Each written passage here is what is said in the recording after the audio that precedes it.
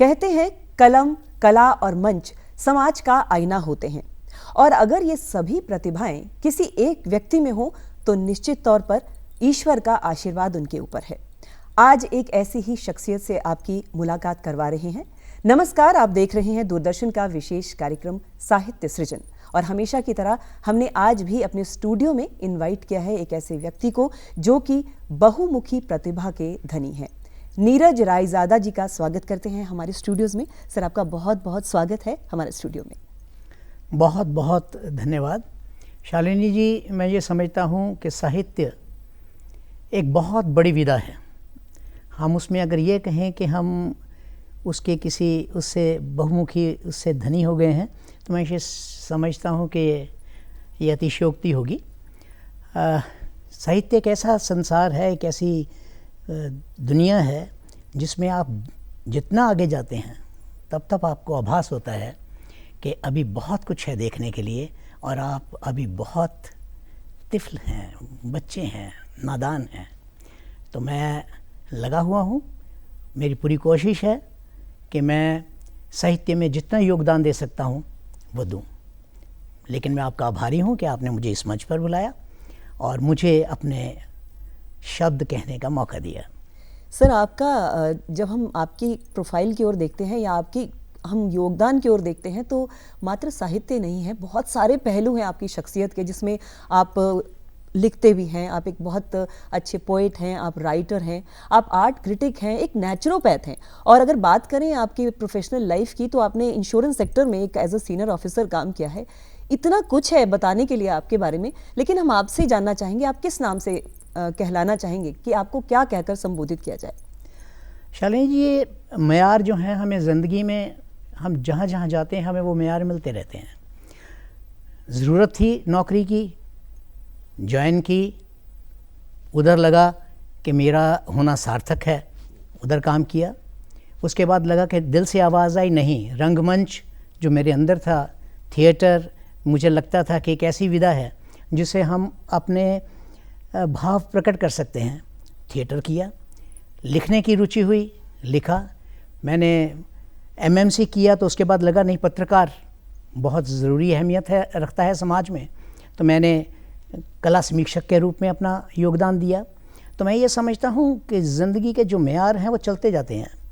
मैं 2 बार अपना heart attack भुगता, उसके बाद मुझे आभास हुआ कि नहीं, जो नेचुरोपैथी है वो बड़ी ज़रूरी है हमें जानने के लिए। मैं ये समझता हूँ कि हर शख्स जो अपनी बीमारी लिए है उसका निदान भी उसके पास है जी। और नेचुरोपैथी एक ऐसी विधा है जो आपको बताती है कि आपके लिए क्या उचित है। हम हर एक को एक ही लेवल पे नहीं हाँक सकते, एक ही मेडिसिन हर एक के लिए नहीं है। सो मैंने नेचुरोपैथी भी की।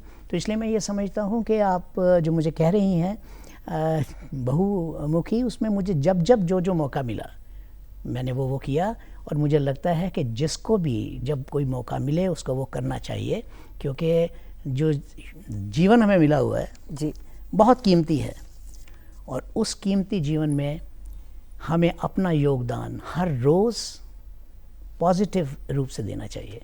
जी सर, आपकी बातों से ये बात तो जाहिर है कि आप ज़िंदगी को बड़े ही पॉजिटिव तरीके से लेते हैं, लेकिन ये शुरुआत कहाँ से हुई? जैसे आप बता रहे हैं कि आपने as a professional insurance sector में काम किया, रंगमंच और लिखना और ये जिस फील्ड में आप काम करते हैं थिएटर में, इसकी शुरुआत कैसे हुई? इसकी प्रेरणा आपको कहाँ से मिली?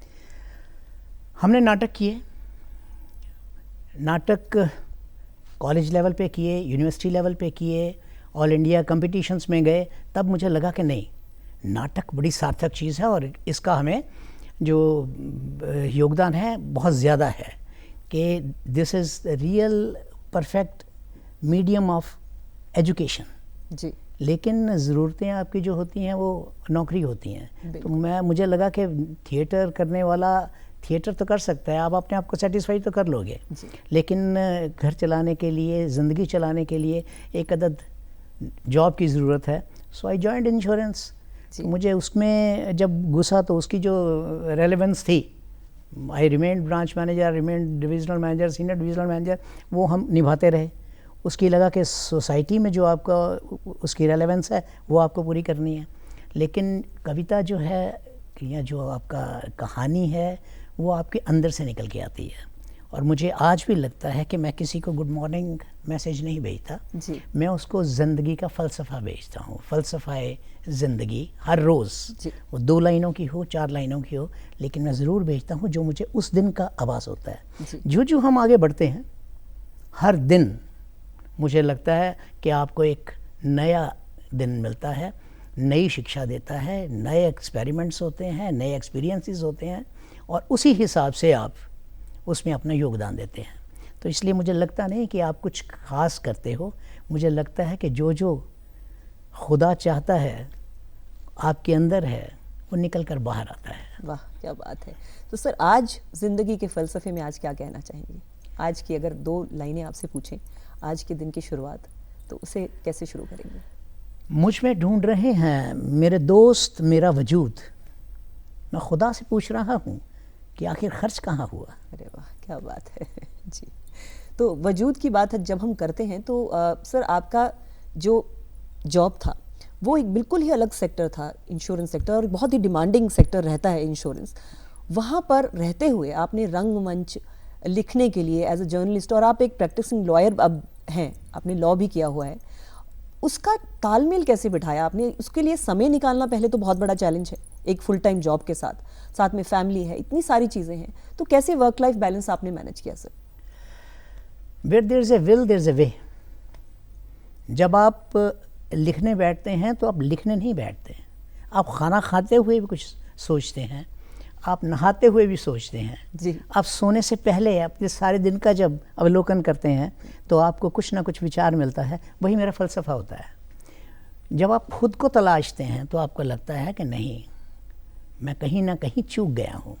सो इसलिए इसमें कुछ ढूंढने की ज़रूरत नहीं है। जो जो ज़िंदगी में आपको मिला है हम वही करते जाते हैं। वो साहिर साहब का शेर है ना, ज़िंदगी ने तजुर्बात और हवादस की शक्ल में जो कुछ मुझे दिया है लौटा रहा हूँ मैं। सो ऐसा ही है हमारा हर दिन जो हमें देता है, मैं कोशिश करता हूँ कि उसे अपने भाव से पॉजिटिवली अगर मैं लौटा सकता हूँ तो समाज को लौटा दूँ। बहुत खूब। आपकी कोई ऐसी रचना जो आपके दिल के बहुत करीब है? आपकी बातों को सुनकर लग रहा है कि आपकी जो रचनाएं हैं वो भी पॉजिटिविटी से भरी हुई हैं, अभी तक जितनी बातचीत आपसे हुई है। तो एक कोई भी रचना जो आपको बहुत अच्छी लगती है? मुझे अपनी सारी रचनाएं पसंद हैं। मुझे अपने नाटक भी पसंद हैं, मुझे अपने गज़लें भी पसंद हैं, नज़्म भी पसंद है, लेकिन मैं ये समझता हूँ जो रचना है वो आपके अंदर से निकल के आती है, एक भाव निकल के आता है। वो भाव किसी भी रूप में हो सकता है। डाइनिंग टेबल के बाहर चिल्लाती हुई आवाज़ें आई, भूख लगी है खाना दो।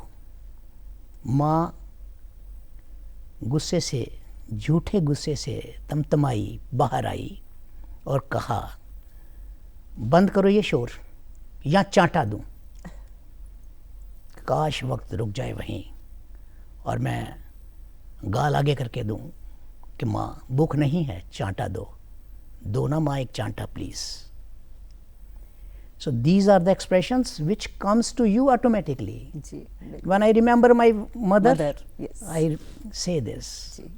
So ऐसा ही आपकी जो भी रचनाएं हैं वो कहाँ से निकल के आती हैं, आपके भाव कैसे हैं, बदलते रहते हैं, दिन में विचार बदलते रहते हैं, आपकी यादें बदलती रहती हैं, तसव्वुर में कई चीज़ें निकल आती हैं, वो आपके भाव पैदा करती हैं और ऐसी रचनाएं होती हैं। अगर कहें तो मैं आपको एक दो रचनाएं सुना देता हूँ। बिल्कुल। मैं तो ये मानता हूँ कि जो शायर है ना, शायर खुदा की नेमत है। बिल्कुल। शायर कोई कोई होता है, लोग उसे दीवाना कहते हैं, लेकिन शायर वो है जो हर एक का गम समेट लेता है, हर एक का गम एक जाम की तरफ ले लेता है और उसको वो व्यक्त करता है। वो ज़रूरी नहीं कि उसके अपने हों, इसलिए जो मेरी कविताएं हैं ज़रूरी नहीं कि मेरी अपनी हो। मैं कभी ट्रैवल करता हूँ, किसी को देखता हूँ तो मुझे लगता है यार इसके साथ ये हो रहा है, तो उस शब्दों में डाल के वो कविता बन जाती है। वो गम, वो खुशी शब्दों में बाहर निकल आती है। तो इसलिए मैं हर शायर, जो मुझे शायर मिलता है, मैं तहे दिल से कि गालिब की रूह बन के कभी इकबाल का कलाम, हर शायर जो लिए रहता है जज्बात खास वाम। वाह क्या बात है खुदा की नेमत जिसे शायर है दिया नाम। मैं हर शायर जो है ज़मीं पे, उनको मेरा एहतराम। तो मैं हर एक की इज़्ज़त करता हूँ, क्योंकि जितने भी शायर मैं पढ़ने का शौकीन हूँ, मुझे जब जब किसी की शायरी मिलती है तो मुझे आभास होता है कि यार हाउ सेंसिटिव ही वॉज, जो दूसरों की रग पहचान ले और उसको व्यक्त करे उन शब्दों में जो किसी और को प्रभावित करें, यही शायरी है। तुम तमतमाया चेहरा लिए बोलती रही कई कुछ, और मैं खामोश सुनता रहा बिना सुने ही सब कुछ, वह सब भी जो तुमने कहा ही नहीं। मगर मैंने पढ़ लिया था कई बार तुम्हारी आँखों से, बीते गुज़रे सालों में बिना किसी शब्दों की गरिमा के लिए संकोच की ध्वनि से, सिर्फ रिश्ते से साभार। तुम थी बातों में लिए आक्रोश, मगर नहीं दिल में लिए कोई रोश। मैं सब सुनता अनसुना खोया सा तुम्हारी आँखों में देखता प्यार की गहराई, रहा निहारता अपलक तुम्हें देता दुहाई। निशब्द बस यूं ही तुम्हारी आँखों में हो गुम शौदाई। और तब तुम थक बोल उठी थी छोड़ो, तुमसे बोलना है दीवार से बोलना। और मैं चुपचाप देखता रहा तुम्हारा चेहरा, सिमटता चमकता प्यार से सराबोर। शायद इसी का नाम मोहब्बत है। बहुत अच्छी, बहुत खूब। आम की टहनियों से छन, खिड़की से खिसक, माँ की गोद की गर्मी सी लिए धूप पसराई मेरे बिस्तर तक। और अलसाया सा धूप का साया देर तक रहा मेरे साथ। ये रविवार की सुबह क्यों नहीं आती रोज़ रोज़। वाह, क्या बात है। रविवार की सुबह तो सर सभी चाहते हैं कि बार बार आए, और बिल्कुल सही कहा आपने कि हम जो पूरे दिन में देखते सुनते हैं और दिन के अंत में अगर अपने पूरे दिन का अवलोकन करते हैं तो वही भावनाएं हमारे मन में बस जाती हैं और वही बाहर निकलकर कागज़ पर आप उकेर देते हैं। जी सर, लेखनी की बात करें तो आप पंजाबी, हिंदी और बहुत सारी भाषाओं में आपने लिखा है, उर्दू हिंदी दोनों, पंजाबी में भी लिखा है। उर्दू की मैं आपको सुनाता हूँ। मैं भाव बड़ा स्पष्ट और सीधा रखता हूँ कि दिल अगर बेनकाब हो जाए तो ये सच्ची किताब हो जाए। गरज से असर जुबां में गज़ब, लहजा इत्र गुलाब हो जाए। वाह। इश्क की भी एक रिवायत है, बस के खाना खराब हो जाए। आलम उल्फत पाक हो अदा, तो पानी भी शराब हो जाए। वजूद अपना टटोल के देखो, हर सवाल ही जवाब हो जाए। नज़रों में हो खुशी का आलम, तो तहजीब यही आदाब हो जाए। हर एक वास्ते हो सकूं की दुआ, हर शख्स ही नायाब हो जाए।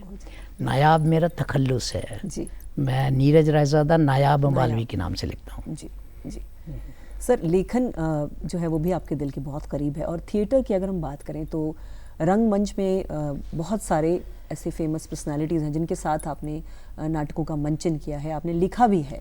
तो ऐसी कोई ऐसा इंसिडेंट है या कोई ऐसी खुश याद जो आपके दिल में, आपके जहन में बसी हुई हो, जिससे आपको लगता है कि हम सब भी कुछ सीख पाएंगे, वो आप हमसे शेयर करना चाहेंगे रंगमंच की? शालिनी जी, रंगमंच एक ऐसी विधा है जो अपना विशेष प्रभाव लिए रहती है।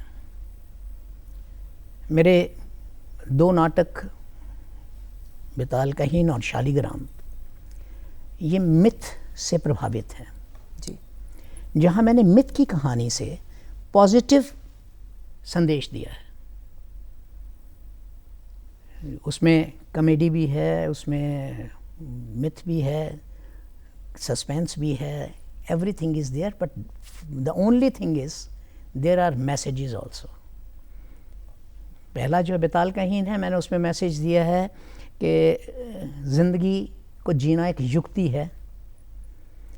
वो युक्ति जो सिर्फ यमराज से ही आपको वापस नहीं ला सकती जी। उस नाटक में एक कहानी है जिसमें एक आम किसान चित्रगुप्त की सहायता से वैसे यमराज से वापस कैसे आता है, लेकिन मैंने उसको जब सम अप किया है तो मैंने उसको लिखा है सिर्फ उससे वापस आना ही युक्ति नहीं है, लाइफ को जीना भी युक्ति है। बिल्कुल। अगर हम तनाव मुक्त रहकर समझते बूझते इस ज़िंदगी को जीने की युक्ति लगाते हैं तो हम जाएंगे भी लेट। हम 125 से 30 साल उम्र लेके आए हैं, लेकिन हमने अपने तनाव से, अपने भ्रमित सारे जो आयाम पैदा कर लिए हैं जी। उनसे हमने अपना जीवन ही आधा कर लिया है। हम सारा दिन तनाव में रहते हैं, सोते भी तनाव में हैं, फिर उठते हैं वो समस्याएं लिए जिसका कोई कल को कोई आयाम नहीं है। जी। तो मैं ये समझता हूँ कि थिएटर एक बहुत ही सशक्त माध्यम है। ऐसे ही शालिग्राम है जिसमें मैंने कर्म पे लिखा है कि हर कर्म जो आप करते हो वो आपसे गलती से हुआ है या जानबूझकर हुआ है, वो आपको ही भुगतना है। अगर भगवान भी आपके साथ हैं वो सिर्फ आपको चेताने के लिए हैं, आपको कर्म से बचा नहीं सकते वो। जी। कृष्ण अभिमन्यु उनका भांजा था जी। वो उसको बचा नहीं पाए, उसको मॉरल सपोर्ट तो दे पाए। वो जब 18 दिन तक भीष्म पितामह कांटों पे रहे तो उनको बताते हैं कि आपने अगर गलती से भी कुछ भुगत लिया है, आपने सांप फेंका, 18 दिन तक वो तड़पता रहा तो आप तड़प रहे हैं। जी। मैं आपको आकर सिर्फ मॉरल सपोर्ट दे सकता हूँ, नैतिक दे सकता हूँ समर्थन, लेकिन मैं आपके हाँ, इसलिए कर्म जो आप कर रहे हैं जो भी, उसे अपने दिल की आवाज़, जो भगवान की आवाज़ है जो चेताती है आपको, करूं कि ना करूं, लेकिन जब हम उसको इग्नोर कर हम कर्म करते हैं तो फिर हमने भुगतना है। तो मैं ये समझता हूं कि थिएटर जो है बड़ा ही सशक्त माध्यम है और आज के वक्त में जी उसकी बहुत अहमियत है। थिएटर आप ये देखिए कि चाहे राजनीतिक फील्ड हो जी, चाहे ये धर्मगुरु हैं, अहमियत हम थिएटर की नकार नहीं सकते।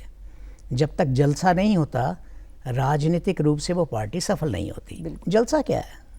नाटक ही तो है। धर्मगुरु बैठे हुए हैं, वो पूरा का पूरा महल लगा के वो क्या कर रहे हैं? वो एक मंजर क्रिएट कर रहे हैं, एक दृश्य क्रिएट कर रहे हैं जिससे हमारे दिमाग में चस्पा हो जाते हैं जी। ये नाटक की अहमियत है। अगर हम अच्छे नाटक करेंगे दर्शकों में देर तक उसकी अनुभूति रहती है। बचपन की देखी हुई रामलीला आज भी हमारे दिमाग में ताज़ा रहती है। वो किरदार हमारे अंदर पैदा रहते हैं, वो किरदार हमारे अंदर से पनपते हैं, हम उस किरदार के नज़दीक जाते हैं, दूर जाते हैं। सो थिएटर को हम मैं समझता हूँ कि एक ऐसा सशक्त माध्यम है, इसको एक कंपलसरी सब्जेक्ट होना चाहिए स्कूल कॉलेजेस में। जी, इसकी ये अहमियत है। सर, कंपलसरी सब्जेक्ट की आपने बात की, स्कूल कॉलेज की बात की, तो उससे एकदम से दिमाग में जो आता है वो आजकल का जो सिनेरियो है वो एकदम बदल गया है। सोशल मीडिया की अगर हम बात करें तो उसने टेक ओवर कर लिया है। और पढ़ने लिखने की जब पहले बात, जैसे पहले पढ़ते लिखते थे बच्चे, जैसे कोई नॉवल पढ़ लिया, कहानियाँ पढ़ ली, हमारे पास जब हमारा बचपन था तो हम छोटी छोटी किताबें अपने साथ कैरी करते थे, चाहे वो कॉमिक्स हो या फिर वो कहानियों की किताबें हों, वो समय भी था। और आज का समय जब सब कुछ डिजिटल हो गया है, फ़ोन ने बहुत सारी चीज़ें जो हैं वो बदल दी हैं। फिर चाहे हम फिल्मों की ही बात करें या नाटक से हम OTT की ओर चले गए हैं, तो इस बदलाव को आप कैसे देखते हैं और कैसे क्या क्या चैलेंजेस आपको लगता है कि आज रंगमंच की दुनिया में है या लेखकों की दुनिया में है जिनको आप फेस करते हैं? मैं ये समझता हूँ ये टेम्परेरी फेज़ है। अल्टीमेटली हमें वापस उस विदा पर आना पड़ेगा। गुरुकुल की अपनी महिमा थी जी। डिजिटल आज हमें लगता है कि बड़ी अच्छी पढ़ाई है, लेकिन आप ये देखिए कि अपने बच्चे को अगर हम ये कहें आज कि यार इतने इंटू इतने ज़रा गुना करके बताना, वो उसी वक्त कंप्यूटर उठा लेता है, कैलकुलेटर। बिल्कुल ठीक है जी। वो भूल जाता है कि मैं इसको वैसे भी कर पाऊँगा। ऐसा ही हर शिक्षा के बारे में है। उनसे बात कीजिए, वो कहेंगे 1 मिनट ठहरिए, वो अपना वो खोलेंगे जी, और उसके बाद वो आपसे तर्क करेंगे। जो तार्किक शक्ति है उनकी वो कहीं ना कहीं क्षीण होती जा रही है जी। बिल्कुल। मैं इसलिए कहता हूँ कि थिएटर सब्जेक्ट होना चाहिए, कंपल्सरी सब्जेक्ट होना चाहिए कि उसमें कम से कम आप उनके जो माइंड्स हैं, उनके जो विचार हैं, उनको परिपक्व करेंगे, उन्हें सोचने की शक्ति देंगे। हम उनको अपने कंप्यूटर तक या लैपटॉप तक या मोबाइल तक सीमित नहीं कर पाएंगे। हम उन्हें कहीं ना कहीं अपाहिज बना रहे हैं। इस सब का प्रयोग है, लेकिन इस सब का प्रयोग किस हद तक चाहिए वो जानना बहुत ज़रूरी है। और मैं ये समझता हूँ इसके ऊपर काम होना चाहिए। हम इस पे बिल्कुल चुप होकर बैठे हुए हैं, लेकिन आने वाले दिनों में हम शायद इसका हमें भुगतान करना पड़ेगा जी। ये भी एक कर्म है जिसको हम भुगतेंगे। अब आप ये देखिए कि आज एक बहुत बड़ी समस्या है, आप माने या ना माने, आप पेरेंट्स को देखिए जो अकेले यहाँ रह गए हैं, उनके बच्चे अच्छी अच्छी नौकरियों में बाहर हैं जी। लेकिन वो जो पारिवारिक संबंध थे वो कहीं ना कहीं टूट से गए हैं। बिल्कुल। वो जो गरिमा थी घर की वो ख़त्म हो गई है। लोग हर मयार को सिर्फ पैसे से तोल रहे हैं। जी। वो वहाँ से पैसा भेजते हैं कि पापा take the best treatment, I am sending you money, लेकिन बाप को जो बच्चे का हाथ साथ चाहिए बीमारी में वो नहीं मिलता। जी। मैं इन्हीं शब्दों के साथ ये कहूँगा कि मुझे लगता है जो आपने कहा है प्रश्न उसका जवाब है जी। कि कहीं ना कहीं हम चूक कर रहे हैं। हम उसको बढ़ावा तो दे रहे हैं लेकिन क्या खो रहे हैं इसका हमें अंदाज़ा नहीं है। जी। वो इमोशनल कनेक्ट जो एक होता है वो आजकल हमें कहीं मिसिंग नज़र आता है, और उसमें शायद बच्चों से ज़्यादा पेरेंट्स की भी कहीं ना कहीं भूमिका है, क्योंकि पेरेंट्स भी कई बार इतने ज़्यादा व्यस्त हो गए हैं अपने जीवन में। कई बार ऐसा होता है कि माता पिता दोनों काम पर जा रहे हैं और माता पिता को भी लगता है कहीं ना कहीं शायद कि पैसे दे देने से या कोई चीज़ें दे देने से उनका जो अभाव है माता पिता का वो शायद पूरा हो जाए। तो वही कहते हैं कि कर्म, जैसे आपने कहा कि आप जो करेंगे आपको वही वापस मिलता है। तो अगर आप अपने बच्चों का ध्यान नहीं रखेंगे, उनसे भावनात्मक रूप से नहीं जुड़ेंगे इस उम्र में, तो फिर बड़े होकर वो बच्चे वही करते हैं जो उन्होंने देखा है, वो कहीं ना कहीं वापस हमारे पास आता है।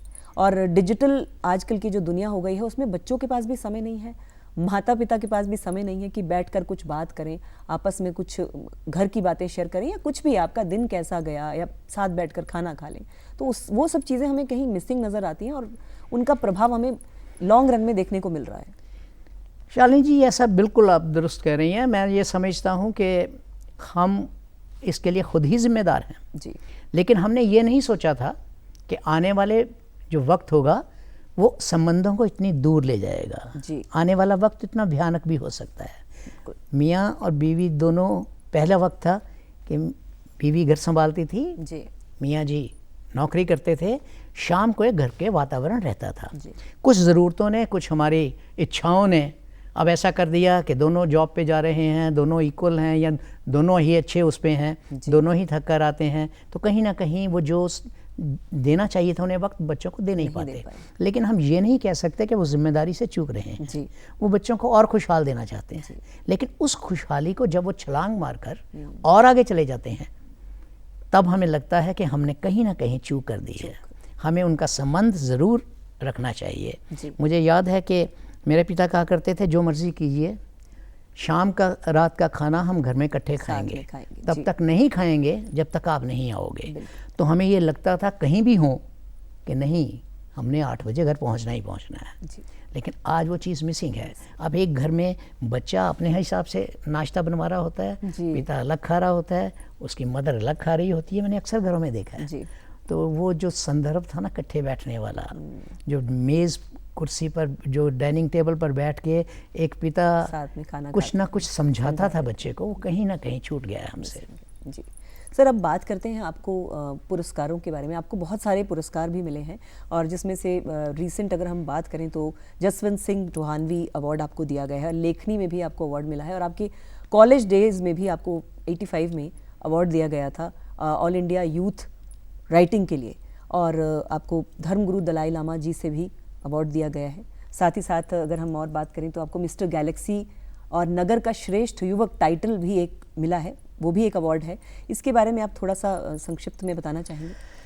मैं ये समझता हूँ अवार्ड्स जो है ना वो अपना स्थान लिए हैं जी, मिलते रहते हैं, लेकिन अवार्ड कहीं आपके सर पे या सवार नहीं होना चाहिए। हाँ, बड़े अवार्ड्स मिले हैं। मुझे याद है कि डॉक्टर पीसी जोशी हमारे प्रिंसिपल थे, उन्होंने स्टेज पे अनाउंस किया कि 365 दिन होते हैं और नीरज रायज़ादा के 366 इनाम हैं साल के। जी, ठीक है। मैं एक जगह भी जाता था, कॉलेजेस में जाते थे तो हम शाम को 8-8, 10-10 प्राइज़ लेके आ जाते थे। प्राइजेस मिलना जो है वो आपके फाइनल मेयार नहीं हो सकता। जैसे वो फिल्म स्टार थे एक बहुत बड़े, उनको कहा गया कि आपको फिल्म फेयर अवार्ड नहीं मिला, तो उन्होंने कहा मैंने ख़रीदा भी तो नहीं। तो आज जो प्राइजेस मैं समझता हूँ रोज़ ही प्राइज़ मिल रहे हैं जी, बहुत कम हैं जो आपके उसके लिए मिलते हैं जो आप कर रहे हैं। बहुत से ऐसे हैं जो आपको बाद में पता लगता है इसको कैसे मिला ये।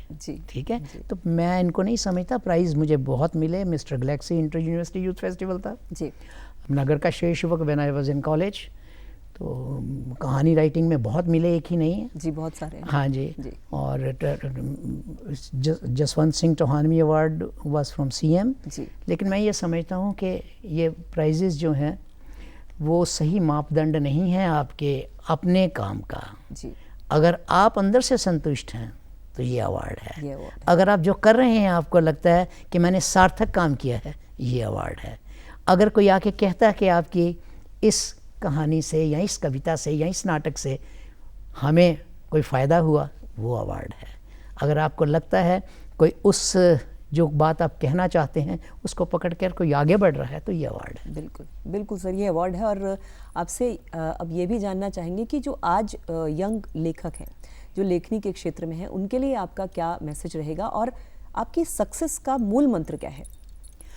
मूल मंत्र है कि जो आपके पास है आप बिना प्रभाव के उसे लिखें, आप उसे महसूस करें कि उसकी सार्थकता क्या है। बिना संकोच आप अपने अंदर के भाव प्रकट करें। आपके अगर आपने कोई लेखन पढ़कर थोड़े शब्द बदलकर लिख लिया और आप लेखक कहलाए, तो आप लेखक नहीं हैं। जो मूल है आपके पास, ओरिजिनलिटी है आपके पास, जो विचार बदलते रहते हैं। यही मैंने आपको पहले कहा था कि हर दिन नया म्यार लेके आता है, हर दिन नई एक्सपीरियंस लेके आता है। म्यार आपकी ज़िंदगी के अपने बदलते रहते हैं। एक वक्त था जब आपको लगता है कि यार सब कुछ ही है जो वो पैसा है। कभी आपको लगता है कि नहीं यार पैसा तो कुछ भी नहीं है, संबंध है। कभी आपको लगता है कि नहीं, वो लोग जिनको मैं आवाज़ नहीं दे सका उनको बुलाना ज़रूरी है। कई लोग ऐसे हैं जिनको भुलाना ज़रूरी है। तो इसलिए मैं ये समझता हूँ म्यार बदलते रहते हैं लेखन के। और मेरी जो भी उभरते हुए लेखक हैं, जो भी इस विधा से जुड़े हुए हैं, उनसे एक ही गुजारिश है कि भाई जो आपके जहन में आता है, जो आपके दिल से आता है, जो आपके एक्सपीरियंसेस से आता है, उसको लिखने में संकोच मत कीजिए। ये मत सोचिए कि कोई क्या कहेगा, ये मत सोचिए कि इसको मैं उस मिलान से मिला दूँ। आपके पास जो भाव हैं उनको पूरी स्पष्टता से, ईमानदारी से आप लिखिए, रोज़ लिखिए। मैं तो ये चाहता हूँ कि हर आदमी सोने से पहले उस दिन का ब्यौरा लिखे, क्योंकि वो दिन दोबारा नहीं आएगा। उस दिन में आप किसको मिले, क्या अच्छा मिला आपको, क्या बुरा मिला, क्या भूल जाना चाहिए, क्या याद रखना चाहिए, चाहे 4 लाइनों में आप लिख के सोएं।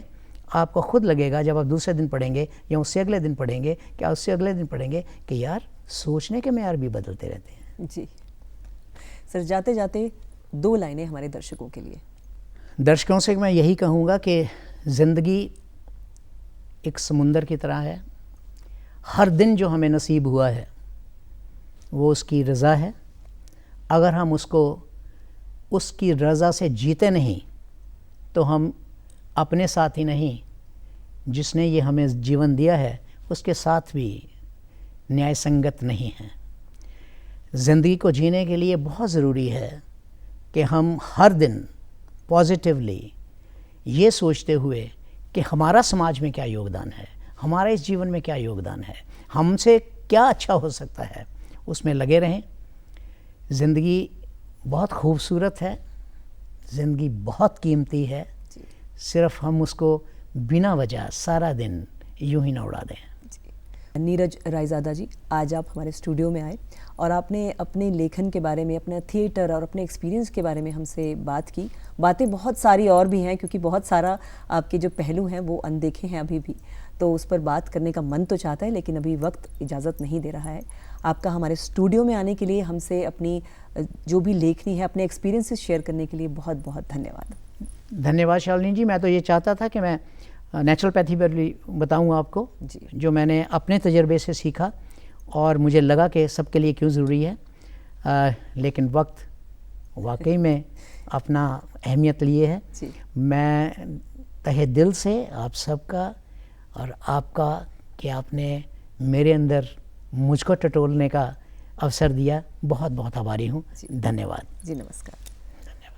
और दर्शकों, इसी के साथ अब आज का साहित्य सृजन कार्यक्रम यहीं पर संपन्न होता है। आज्ञा दीजिए, नमस्कार।